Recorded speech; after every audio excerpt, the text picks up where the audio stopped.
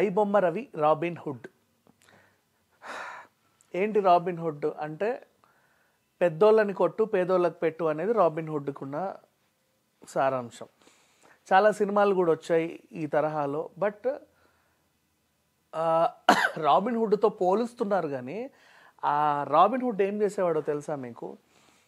ధనవంతులని చంపి, ధనవంతులను కొట్టి చంపి దోచుకుని, అంటే డబ్బు కోసం వాళ్ళని ఏమైనా చేసేసి వాళ్ళ దగ్గర డబ్బులు దోచుకునేవాడు.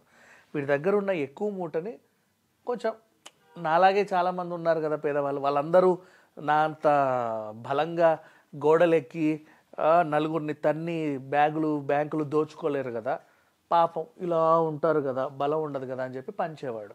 అంటే కొంచెం దీన గుణం ఉంది, అలాగే ఫైట్ చేసి చంపగలిగే ఇది కూడా ఉంది. అంటే ఇప్పుడు రాబిన్ హుడ్ చేతిలో తన్నించుకున్న వాళ్ళు కానీ చచ్చిపోయిన వాళ్ళు కానీ వాళ్ళు చేసిన నేరం ఏంటంటే ధనవంతులు అవ్వడం, అంతే, అంతకుమించి ఇంకేం లేదు. Seriously once think about that. అందుకని చెప్పేసి చాలామంది రాబిన్ హుడ్ అంటున్నారు. రీసెంట్లీ రామ్ గోపాల్ వర్మ గారు కూడా దీని మీద అడ్రస్ చేసి చాలామందికి చెప్పే ప్రయత్నం చేశారు. మరి ఎంతమందికి అర్థమై చేస్తుందో తెలియట్లా. అందరూ చెప్తున్నారు రోజుకొకడు. బట్ పబ్లిక్లోకి వెళ్ళి పబ్లిక్ టాక్ తీసుకొస్తేనేమో మళ్ళీ సంఘ సంస్కర్తలు అందరూ బయలుదేరి ఆ టికెట్ రేట్లు ఎందుకు కొంత పెంచుతున్నారు మీరు. ఏంట్రా బాబు, టికెట్ రేట్ పెంచితే ఏంటి నీ ప్రాబ్లం ఏంటి? అంటే ఖరీదైంది అని తెలిస్తే ఎక్కడ ఫ్రీగా దొరికితే అక్కడికి వెళ్ళిపోతారు, లేదా దోచేస్తారు. వీడు చేసిన నేరం ఏంటి? వాడు దోచి నీకు ఇచ్చాడు. ఆన్లైన్లో ఇప్పుడు నెట్ఫ్లిక్స్ కానీ, అమెజాన్ ప్రైమ్ కానీ, సన్ నెక్స్ట్ కానీ, సోనీ లివ్ కానీ, ఆహా కానీ, ఈటీవీ విన్ కానీ, ఎవరైనా సరే వీళ్ళంతా కూడా ఒక సబ్స్క్రిప్షన్ పెట్టుకోండి, ఇంత ప్లాన్ తీసుకోండి, దానికి తగ్గట్టు మీరు సినిమాలు చూసుకోండి, యాడ్స్ లేకపోతే ఇంత, దానికి ఇంత, వాళ్ళ జీవనాధారమే అది. వీళ్ళేం చేస్తారు పాపం, అప్పుడే రిలీజ్ అయిన సినిమాలని కోట్లు పెట్టి కొని అందులో వేసుకుంటారు. వేసిన వెంటనే హెచ్డి ప్రింట్ డౌన్లోడ్ చేసి వీడు ఫ్రీగా పెడితే మీరందరూ అంటున్న మాట ఏంటంటే సినిమా టికెట్ రేట్లు అని. ఒకటి బాగా గుర్తుంచుకోండి, సినిమా టికెట్ రేట్లకి ఇమ్మాడి రవికి అసలు ఎలాంటి సంబంధం లేదు.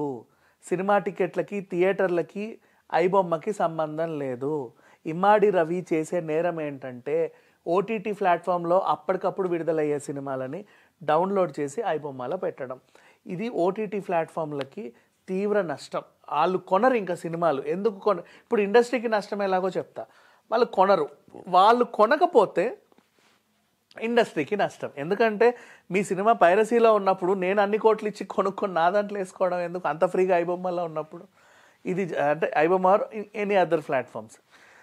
అంటే పెట్టిన వెంటనే వాడు డౌన్లోడ్ చేస్తున్నాడు అంటే మేము ఎందుకు కొనాలి?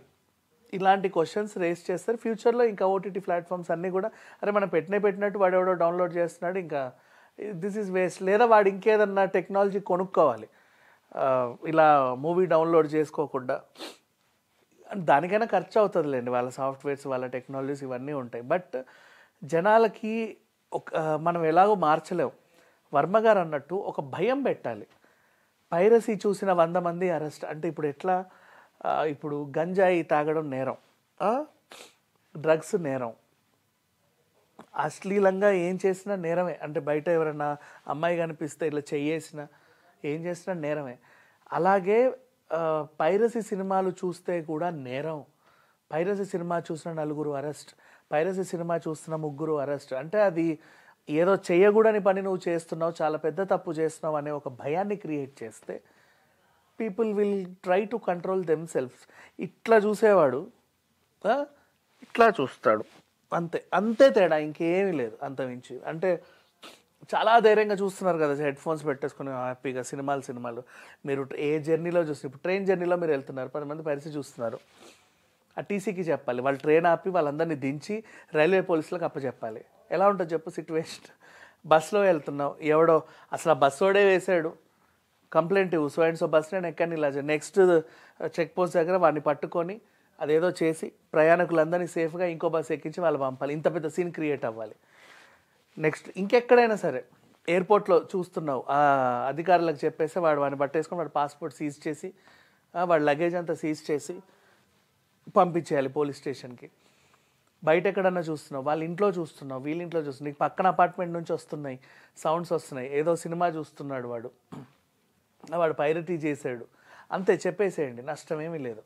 ఇట్లా కంప్లైంట్స్ పెరగాలి, పోలీసులు కూడా దాన్ని తీసుకోవాలి. ఓ డ్రంక్ అండ్ డ్రైవ్ కేసు ఎంత పెద్ద ఇదో, ఓ డ్రగ్స్ ఎంత పెద్ద ఇదో, ఆ రేంజ్లో మొన్నదాకా బెట్టింగ్ యాప్స్ని ఎలా చేశారో ఆ రేంజ్లో పైరసీ సినిమాని కూడా అలాగే చేస్తే జనాలు భయపడి ఇక మీదట అంటే కంట్రోల్లో ఉంటారు. ఎందుకంటే ఏ దద్దమ్మలు, ఎదవలు, సుంటలు, గాడిదలు, ఊరికి దేశానికి ఎందుకు పనికిరానోళ్ళు ఎవడైతే వీడికి మద్దతు ఇస్తున్నారో, మీరు దొంగలే అన్న విషయం మర్చిపోయి కూడా సిగ్గిడిచి మద్దతు ఇస్తున్నారో మీ అందరికీ కూడా ఈ భయం అనేది పెడితే కంట్రోల్లో ఉంటారు. Now talking about Teenmar Mallanna. సరే, సాధారణ జనాలంటే అవన్నీ అనుకోవచ్చు. వాళ్ళకి జనం అంటే ఇంకేంటి చెప్పు, అప్పటిదాకా నేను నీకు ఒకటి వెయ్యో అనేవాడు కూడా లాస్ట్ మూమెంట్లో ప్లీజ్ వెయ్యి అంటే సర్లే ఈసారి వేస్తాలే అనే వాళ్ళు ఉంటారు. సరే వదిలేద్దాం, జనాల్ని మార్చలేం. ఇన్ఫ్లుయెన్సర్స్ అనే పదంలో ఒక స్టేటస్లో ఉంటూ వీళ్ళకి సిగ్గు లేదా కొంచెమైనా? ఆ తీన్మార్ మల్లన్న మాట్లాడతాడు, మీరు సినిమా రేట్లు ఎంత పెంచుతున్న, టికెట్ రేట్లు పెంచి నీకేంట్రా గాడిద, టికెట్ రేట్లు అట్లాగే ఉంటాయి. విజువల్ వండర్ లేకపోతే సినిమాకి రానంటున్నాడు నార్మల్ ప్రేక్షకుడు. విజువల్ వండర్లో తీయాలంటే వీళ్ళకి కోట్లు ఖర్చు అవుతున్నాయి. ఈరోజు ప్రతిదీ ఖర్చు ఎక్కువే. సినిమా షూటింగ్లు చాలా తక్కువ జరుగుతున్నాయి. కొత్త లొకేషన్స్ చూపించాలనుకుంటున్నారు కానీ చూపించలేకపోతున్నారు.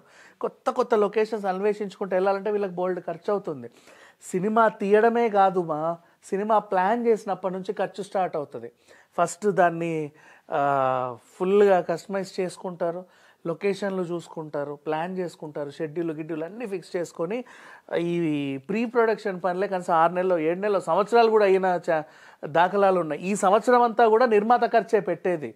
ఆఫీసులు రెంట్లు తీసుకొని వాళ్ళందరికీ అకామిడేషన్లు ఇస్తా, వాళ్ళందరినీ పోషిస్తా, అప్పుడప్పుడు ఫోటోషూట్స్ చేస్తా, ఆడిషన్స్ కండక్ట్ చేస్తా, అక్కడ నుంచి స్టార్ట్ అయింది. మీకు తెర మీద ఖర్చుగానే ఉండట్లేదే, తెర వెనక బోల్డ్ ఖర్చు ఉంటుంది. తెలియనప్పుడు మాట్లాడకూడదు. నెక్స్ట్ ఆ తర్వాత ఇక షూటింగ్ స్టార్ట్ అయింది.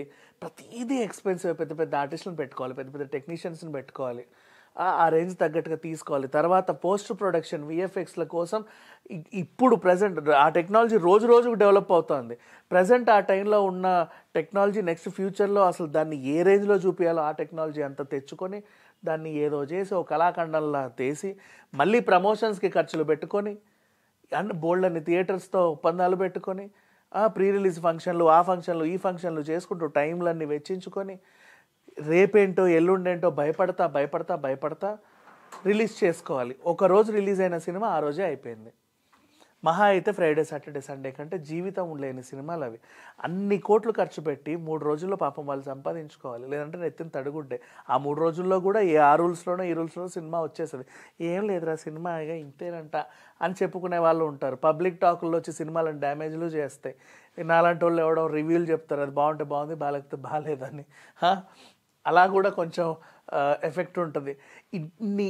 ఇన్ని భరించుకుంటూ ఒక నిర్మాత అనేవాడు కొనసాగుతా అతని కింద బోల్డ్ అంతమందికి జీవితం ఇస్తా, బోల్డ్ అంతమంది సినీ కార్మికులను బ్రతికిస్తా, ఇంత చేసి వాళ్ళు ఏదో సంపాదించుకోవడానికి వాళ్ళ ప్రోడక్ట్కి తగ్గట్టు ఒక వాల్యూ పెట్టుకుంటే దీనికి ఇంత పెడతారా అంత పెడతారా, నువ్వెవడరా అడగడానికి ఇంత అంత అని.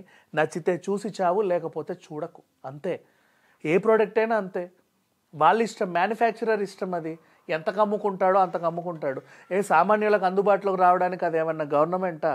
నిర్మాతలందరూ గవర్నమెంట్ నిర్మాతలా చెప్పండి? గవర్నమెంట్ థియేటర్లా అవన్నీ ఏమన్నా, లేకపోతే ఏమన్నా గవర్నమెంట్ ఫుడ్ పొట్లాలా, గవర్నమెంట్ ఫ్రీ వాటరా? What you are talking about? అంత దరిద్రంగా ఎలా మాట్లాడతారు మనిషిని పుట్టిన తర్వాత? కొంచెమన్నా సిగ్గు ఎగ్గులు ఉండవా మనుషులకి? ఏం మాట్లాడతారు? అదొక ప్రైవేట్ ప్రోడక్ట్. వాడు ఏదో మార్కెట్లోకి వచ్చాడు, ఇంకోటి దొంగతనం చేశాడు, వాడు తీసుకెళ్ళి ఎర్రగడ్డ చోర్ బజార్లో అమ్ముతున్నాడు, అందరు కొనేసుకున్నారు 10 రూపాయలకి, లేదా ఫ్రీ అని ఇచ్చేసి తీసేసుకున్నాడు. చూడు ఏం జరుగుతుందో.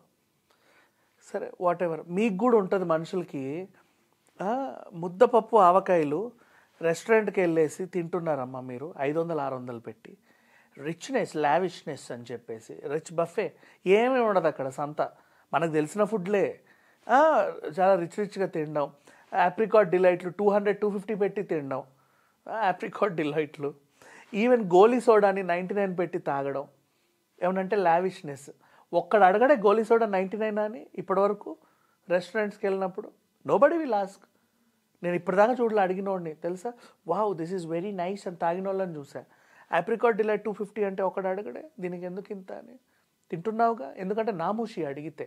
నెక్స్ట్ పోనీ అలానే తక్కువకి వచ్చే అన్నా క్యాంటీన్లలో తినండి, 5 రూపాయల భోజనాన్ని తినరు ఎవడు, ఎందుకంటే నీకు తినాలనే ఉంటుంది కానీ వాడు చూస్తాడో వీడు చూస్తాడో అసలు నేనేదో ఇక్కడ తినడం ఎవరైనా చూస్తే ఏదన్నా ఇదైపోతే నామూషి ఫీల్ అవుతారు. ఖర్చు పెడతారు, పెట్టే చోట ప్రతి చోట పెడతారు. ఒక్క సినిమా జోలికి వస్తే మాత్రం ప్రతి ఊరికి దేశానికి పనికిరాని ప్రతి ఒక్కడు నోరిప్పిలేస్తాడు.